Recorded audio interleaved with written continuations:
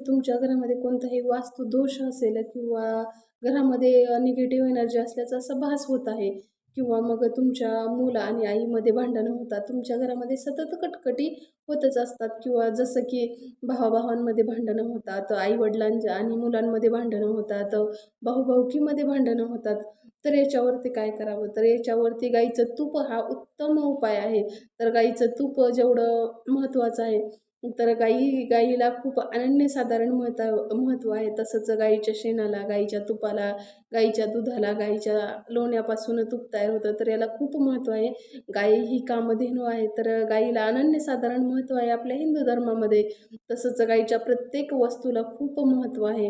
तर तुपाचं दान कसं करावं आपण? जेव्हा आपल्या घरामध्ये निगेटिव्ह एनर्जी जाणवते, तेव्हा आपल्याला काय करायचं आहे, आपल्या घरावरून तूप ओवाळायचं आहे आणि कोणत्यातरी मंदिरामध्ये नेऊन द्यायचं आहे.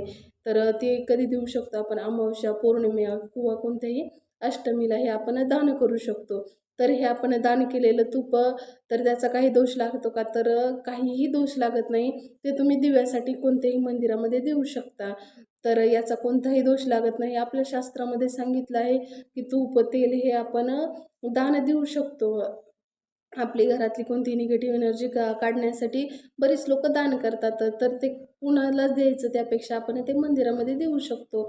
तर याने तुम्हाला कोणताही दोष लागणार नाही. तुमच्या घरावरचं जे काही निगेटिव्ह एनर्जी आहे, त्याचा दोष कमी होईल आणि जेवढं की तुम्ही गाईला स्पर्श कराल, गाईच्या संपर्कात जेवढं राहील, गाईचा औरा हा खूप शुद्ध असतो. गाईच्या स्पर्शाला महत्त्व आहे, गाईच्या दर्शनाला महत्त्व आहे, गाईच्या प्रत्येकच वस्तूला महत्त्व आहे. त्यामुळे हा उपाय नक्की करून पहा.